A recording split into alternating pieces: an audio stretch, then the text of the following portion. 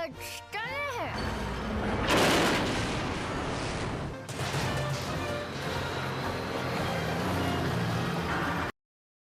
everyone. I know, you've been looking forward to a Yakking with Fiaura video and you're not getting it yet. There are reasons. I was expecting that we would do Armour talk again today and it didn't happen, and now I'm behind, so instead you guys are getting a tank review. Yay! Kidding. Okay, so what are we looking at here? We are looking at the M60A3 fully upgraded to the Super Patton model, as it's referred to by the American Army. The Super Patton, just like the Super Pershing. Unlike the Super Pershing, this thing does have additional armor slapped on, as you can see all the additional ERA plates, and the upgraded gun has this massive thermal sleeve bolted around it. Now, I'm going to warn you. This is a pain. Till you get this gun, this is a pain. Till you have the ERA, this is a pain. Till you have the upgraded engine, this is still painful. The engine upgrade's not even that major, it's just enough. However, once you have all of that, this gun is actually quite excellent. And this tank is very good, in addition to the fact that it is one of the few tanks that comes with two things that improve your crew, plus another thing that improves your spotting. What? Yeah. And it's the first tank on the American line for tank destroyers to come, for main battle tanks, excuse me, not tank destroyers, main battle tanks to come with smoke grenades. So, let's take a look at its armor schematic before we compare it to other tanks. On this armor schematic, you will notice the front of the turret and the front of the hull have the same amount of armor. You'll notice the side of the turret is still very well armored, however the side of the turret is pretty flat, and the side of the hull is pretty basic thin. This is like Thinville 101. And the rear is pretty much pen me all day long. Now, it is 193 millimeters of steel, but it's very well angled steel, reinforced with ERA plating. The ERA plates themselves are only light ERA and only provide 15 additional millimeters of armor, but also provide 150 additional millimeters of armor versus heat rounds. Places to penetrate this tank from the front. If you'll notice, you see this little line here between the turret and the hull. That is its turret ring, which is huge. You will get repeatedly penetrated in player versus environment by bots through this turret ring. You will get repeatedly penetrated by other players through this turret ring. Now, this turret armor would be nigh invulnerable if not for this huge piece of I want to die commander's hatch up here. That pretty much you shoot it in this anywhere but where this 20 mil gun is, you pretty much shoot it and it goes in. I have almost never bounced around off of this thing when I try to penetrate it. So you have to keep moving with this tank. Now, I have a thermal sleeve equipped. I would, however, recommend seriously considering enhanced shell materials so you can get additional moving accuracy and still have the additional reload. Would seriously consider it. Now, from there is one other weak spot. This lower part of the hull here, below the tow hooks, is a weak spot. This part is inconsistent at best. Even with the T-72 or a higher tier gun, this part up here where the ERA plating is and above these two tow hooks is inconsistent. But below it is pretty consistent. So, your weak spots: turret ring, the commander's hatch, which is almost impossible to hide, and this very bottom bit of the lower plate. Also, it only takes about this much side armor for people to start penetrating your side hull because it's only 100 millimeters thick and there's no side skirt or anything protecting it. Must face enemy head on. Now, like the T-72 here, where you've got this beautiful side skirt that brings your side armor up to 195 millimeters, and therefore you can give a little bit of side armor and you should be okay. So, that is a disadvantage when you compare it to the T-72. So let's talk about this tank in comparison to its main battle tank rivals, which it has 3 of. We're going to start with the Chieftain, because hail to the Chief, and this was the first tank review I did. So we're always usually going to start with it if we're going to review something against it. This is also the last of the Tier 5 MBTs I'll be reviewing. Anything past this point is probably going to be Tier 5 AFVs, artillery, tank destroyers, or Tier Plus 6 main battle tanks. So go check out the other reviews. So, when compared to the Chieftain, by the way, they have the same commander, and the Chieftain also has, well, let's start, shall we? The Chieftain has lower pen, barely. Significantly higher alpha on the Chieftain Sabre, but you get a heat shell, which still doesn't compare to the Chieftain Sabre round. Yeah, that's a thing. Armor-wise, well, the Chieftain's going to out-DPM you, let's just face it. Chieftain has a 120 mil gun that has just barely less pen than you, but significantly more alpha. It's got the DPM on you. Even your heat shell doesn't output as much damage as per shot as the Chieftain Sabre. Armor, well, the Chieftain's going to have more hit points. It has, get this one, 2 armor retrofit slots to your 1. The Chieftain's hull is significantly crunchier than yours. Chieftain's hull only comes out to 115 millimeters, and you can actually pin his hull if you can see it, just by derping through it. However, Chieftain has side skirts, you don't. So the Chieftain's side hull armor is a little deceptive. It's actually around 130 mil. So the Chieftain can get away with a bit more angling than you can. However, the Chieftain's turret is freaking invulnerable. And it doesn't expose a significant amount of its turret ring, as we can see here.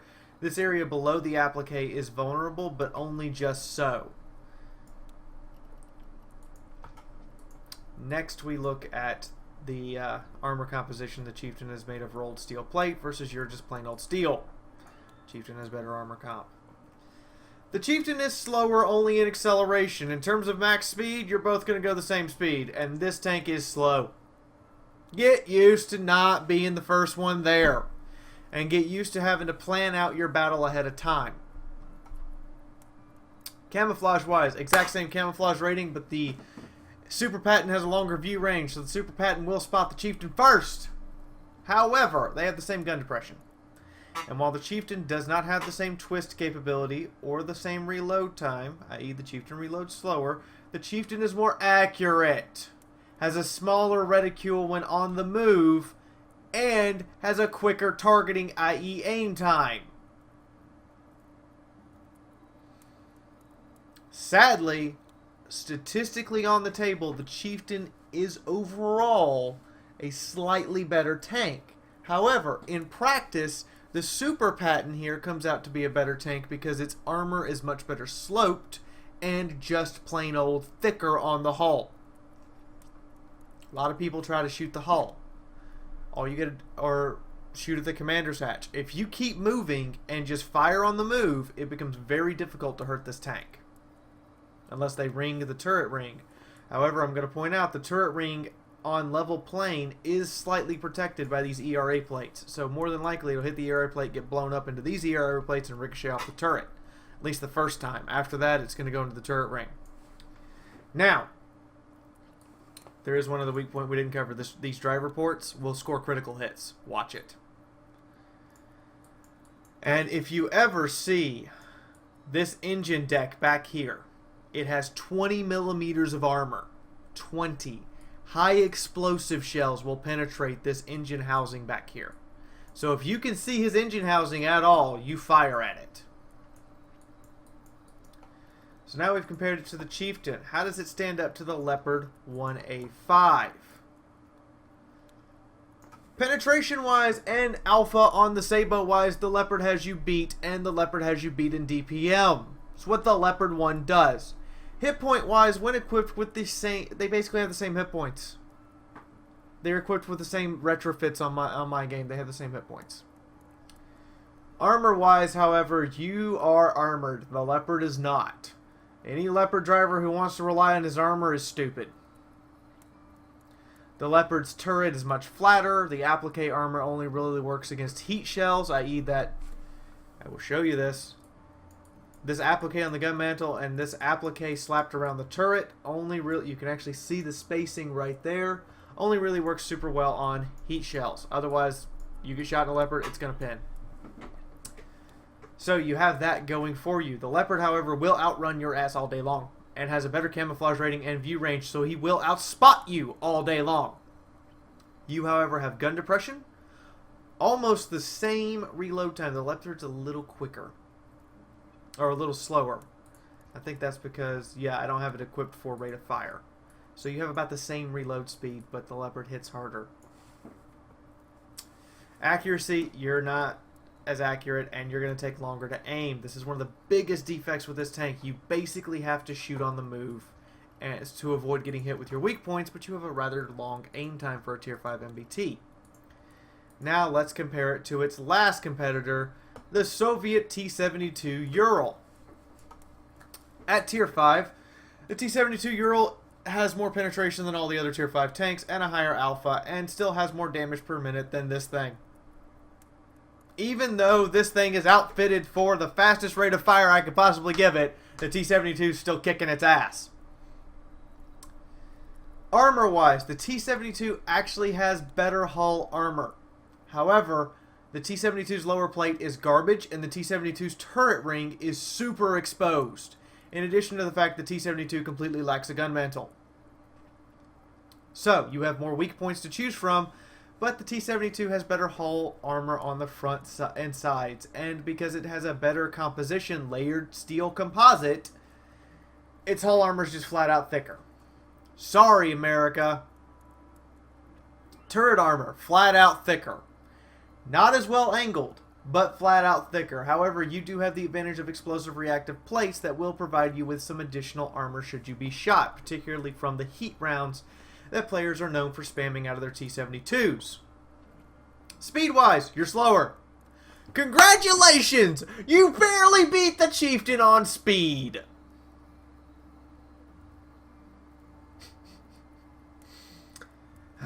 Camouflage-wise, your camouflage rating is worse. However, the T-72 has a very, very poor view range, which means if you're sitting still, you'll spot the T-72 first. If you're moving, he'll spot you first. If you're moving and he is sitting still, he will spot you first. Hit point wise, you have more hit points. Congratulations. Gun depression, you beat him. You beat him cold. You don't depress off your rear as well, but you beat him on gun depression, and you are more agile. Only tank you're really truly more agile than, which is saying something. You have the same accuracy, he has a longer aim time and a longer reload time, which means to take into account that after he is fired and you have fired at relatively the same time, you will get the next shot off. So make sure you put pressure so you can keep that shot coming. He does, however, have a higher DPM, so you're only going to get that advantage once, and then from there he's going to out DPM you. Don't sit still when shooting this tank. Move. Just flat out move. The more you move, the less likely they are to hurt you. This is one of those tanks where on paper, if you try to just win a slugging match at mid to long range, you will lose. But if you take this MBT and just slam it into people hard, you're more than likely to come out on top, because they're going to have very, very hard and difficult times trying to hit your weak points so long as you keep your front armor towards all your foes. This is a pushing tank. This is a roll their face type of tank. This is not the Chieftain where it's a hull down, you know, pick at them and stay hull down type of tank. This is not the T-72 where it's a brawling type of tank but remain in cover. And this is not the Leopard where it is a pure sniping tank. This is your armored fist. Use it like an armored fist.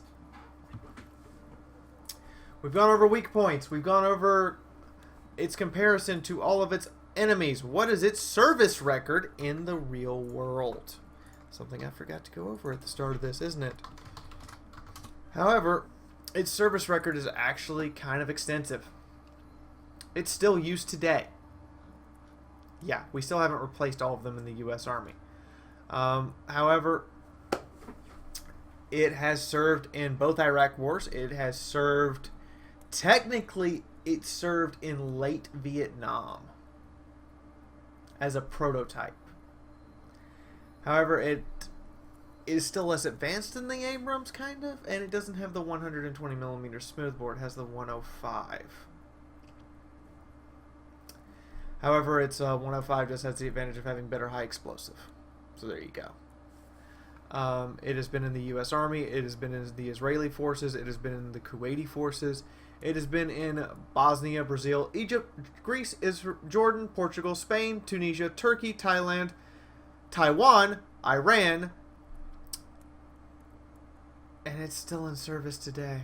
In addition to this, Greece recently donated 13 of its M60A3s to Afghanistan to begin rebuilding the Afghanistani army. Yeah. That's its service record. It's been around a long time.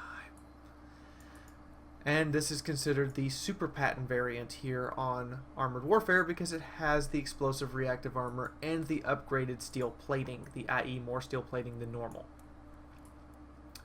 So, what commanders do I recommend for this tank? Well, you have a couple options. I like Freya because Freya. However, Dimitri is a distinct option because you don't have the highest penetration. You will sometimes bounce rounds, and getting that extra reload rate when you've ricocheted off an enemy vehicle is really nice. In addition to this, his reduction of aim time whenever you damage an enemy vehicle is really nice, and the overall increase in crew attributes. Another option is actually Carlos. Carlos, because once you get him on up here, he gets fire when ready, which is just rapid fire. And quick aim, you can switch ammo very quickly with him, as I've noticed with my Leopard, with my expeditionary tank. And the anti-personnel explosives are really useful. You could also, oddly enough, for once, go with Philip. This thing works really well in platoons of them. You just use it as an armored fist, go right at them. And with the inspiration, bullseye, the extra crew hit points, and the extra view range on a tank that already has fantastic view range, you see where this is going. That's kind of where I'm at with as far as commanders. I don't really think Anthony... I mean, Anthony could be used, but Anthony really relies on them knocking out one of your crew, which is why I don't use him. That's assuming that I'm just going to lose a crew member. And since I have this advanced medical kit, which increases crew resilience, and you have an upgrade in the tank that increases crew resilience, Anthony really doesn't come into play. So, there is your commander briefing. Your crew. Smooth ride. Shoot from the hip, because you're going to be firing on the move with this tank. I don't necessarily do it a lot in the video footage I'm going to give you guys, but you really should be firing on the move all day long. Rapid fire, definitely go to. Next on your gunner, I would get quick draw to reduce the aim time. I would get off-road driving because I get spin it to win it. This thing needs to move. Spin it to win or off-road driving, I'm kind of torn between. I would probably go with off-road because you need more acceleration. And for the loader, I would seriously consider explosive shells. Preparation if you feel like you constantly need to switch ammo, but explosive shells if you just want to flat out wreck somebody's day. Consumables, there's nothing special here. Retrofits. I recommend the thermal sleeve. You're really going to be relying on this gun to reload quicker. I would recommend, in place of the thermal sleeve, if you have it, the tier 3 version of enhanced shells until you get the tier 2 version of thermal sleeve. Actually, you know what? Flat out, I would just go with the tier 3 version of enhanced shells, because you're going to get about the same reload reduction, but more importantly, that huge increase on the move accuracy is worth it. And your armor retrofit slot, just flat out give it more hit points. You need them. You need every bit of hit points you can get on this damn thing. So that's what you're looking at. I have some PvE footage for you guys. I hope you enjoy. Again, I'm not really playing PvP right now. As soon as I can get some people together and actually have a platoon, I will go play some PvP. But until I have a platoon or have like a consistent... Or they rebalance the tanks again so that MBTs are not just, you know, really high win buttons, I'm going to stay away from it. So, I'm sorry if you're offended by that, if you think the review's pointless. It's not. I've told you guys how to fight PvP and PvE with this tank. Now we're going to go see some PvE footage. In the meantime, let's go take a look at the footage. I don't like it. I got something. I expected to get something nice and fast and agile, and I got that. My Leopard 2 AV feels more agile than it.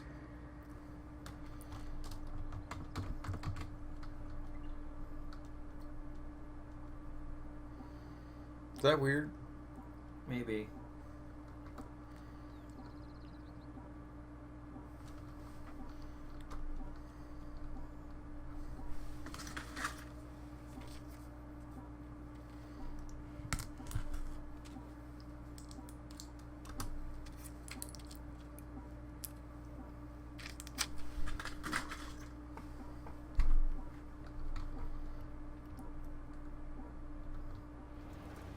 Sorry to drag you through the forest, Black Company. NPAA forces are gunning for the missiles we've hidden out there. Intel reports they plan on using the missiles against the capital. I'll send you the silo coordinates. You must stop them. Enemy forces are moving towards the eastern silo. If you So this was supposed to take on and beat T-72 and T-80 tanks. I'm supposed to.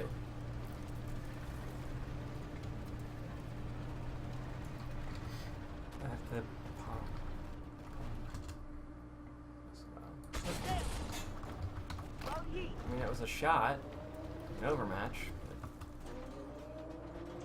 But...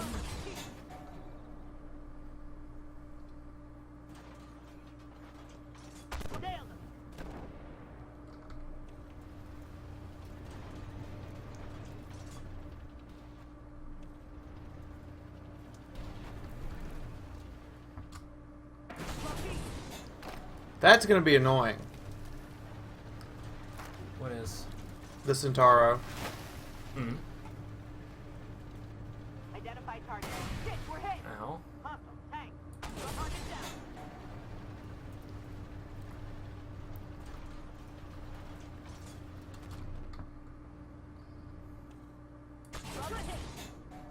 Nice shot.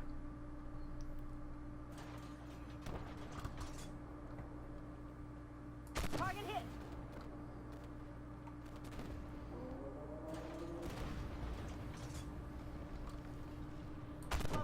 Anybody else?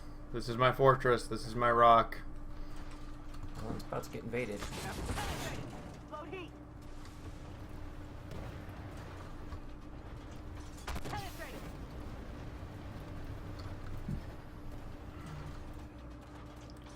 Load red destroyed. You got the 12 at the very end.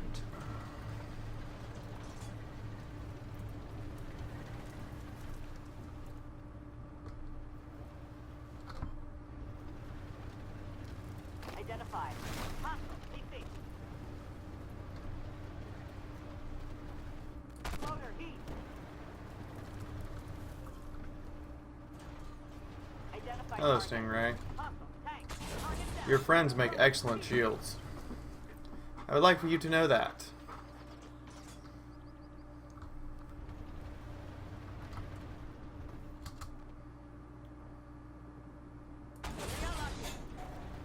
Darn. He might burn to death. Nope.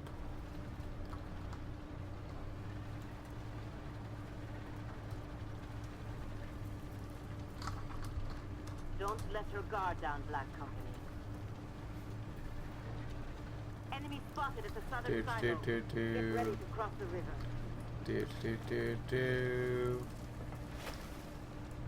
I am death. Destroyer of worlds. Pretty much. I mean, it's America still, because America. And this really does look like a tank that would come out of the U.S. Heads up, Black Company. Why would you say Enemy that? intel and recon trucks are in the area. It's massive. Mm-hmm. If you can take them out, they'll lose their eyes and ears in this battle. Making Target hit. how America does this. I was being sarcastic. No artillery for you. Up.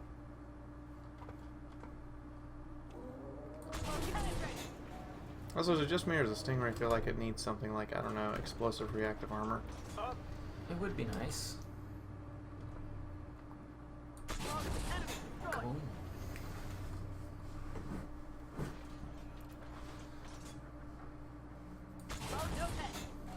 using Australian tanks in this? I don't think Australia makes its own tanks. Okay. Because I was thinking how funny it would be if they had an Australian tank and the Stingray was specially designed to be much better, like automatically dealt more damage to it. That would just...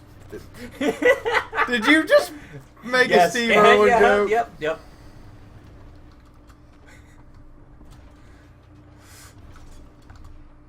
Are we out of heat? We're out of heat. We're down to Crikey! Sabres.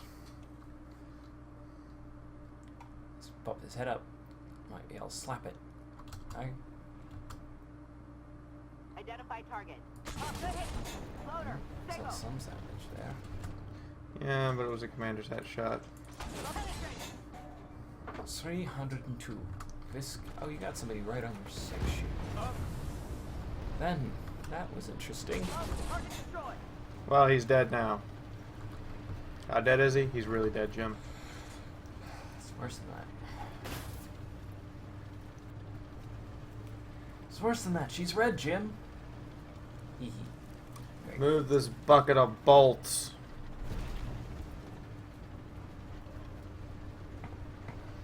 That's right. It's a bucket of bolts. Look how they just bolted extra reactive armor plating. I mean, they actually just bolted it on. Also, I find it weird that there's just that one space on the side with the commander's hatch that doesn't actually have reactive armor over it.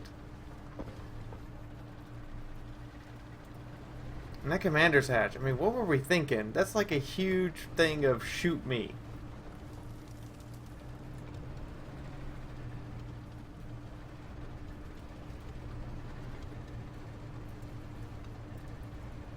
Identify.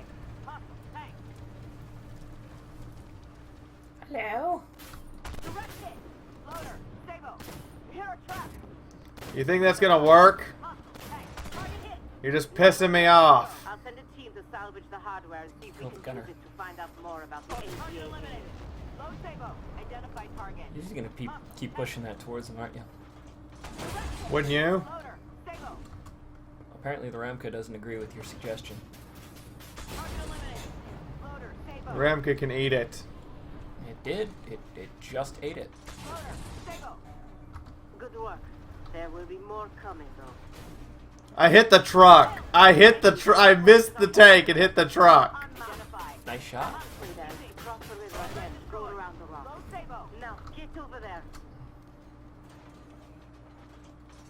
Target hit.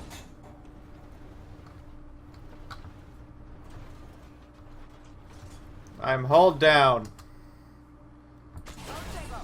Aw, fuel tank. What? I'm hauled down, you bastard. That hurt. Good hit.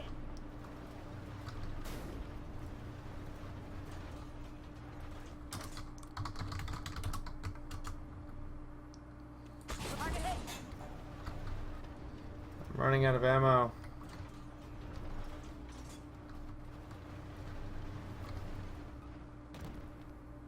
Target destroyed.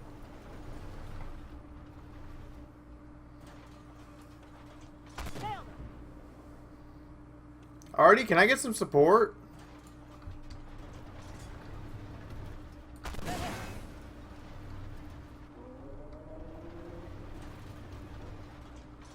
Penetrated.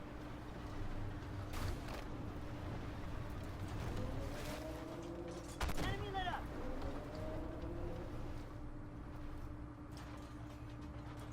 Good hit. Low Sabre. Loader. Sabre.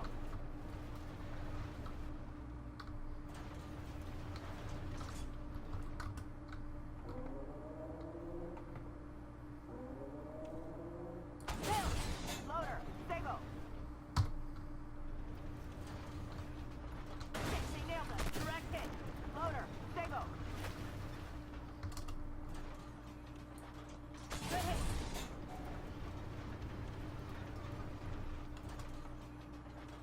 Good hit. Low Sabre. For shit's sake, quit pinning! God damn! No effect.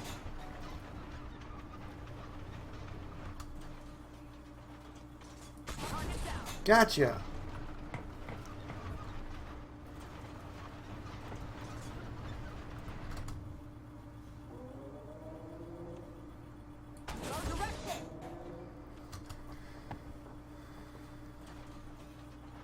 Identify target. Awesome. Tank. Loader. Sabre.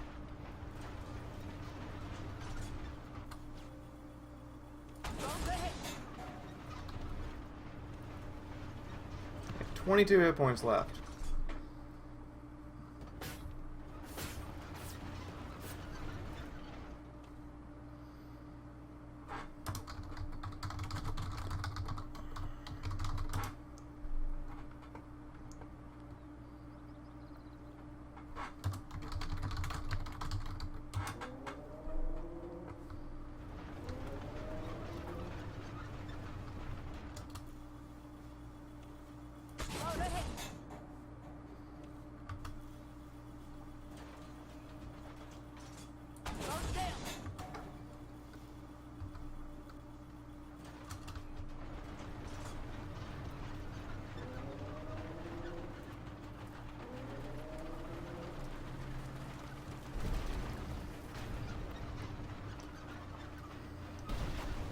I want my destroyer. None shall stop me, I hope.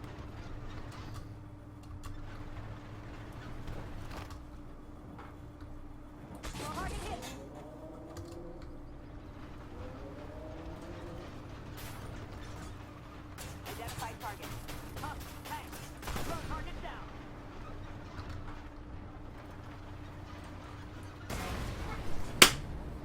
Figures.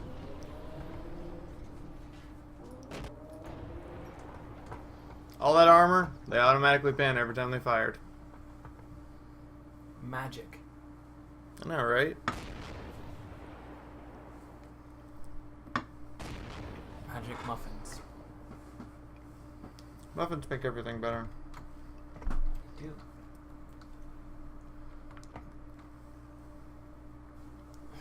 They do in fact make everything better. Wovian's here. Ooh.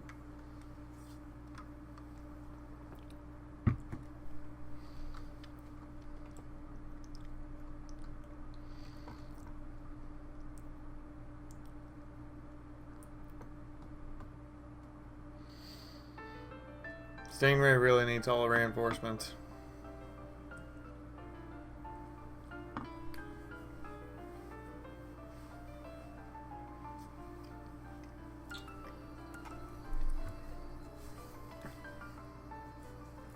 Plus whatever Cadloy steel is.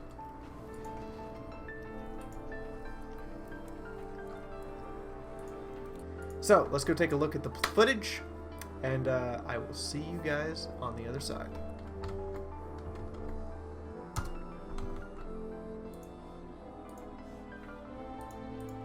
Alright, so let's see what we can do with this thing. Just did the review. He's obviously got another armor retrofit.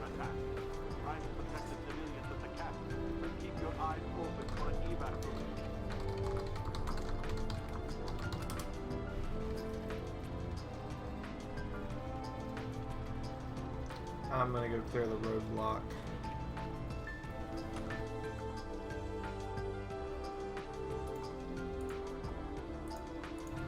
Having some frame stutter. Then again, we've been having all sorts of issues since Obsidian made the game.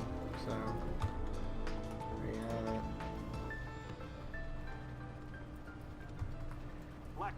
It says 50 something frames right now.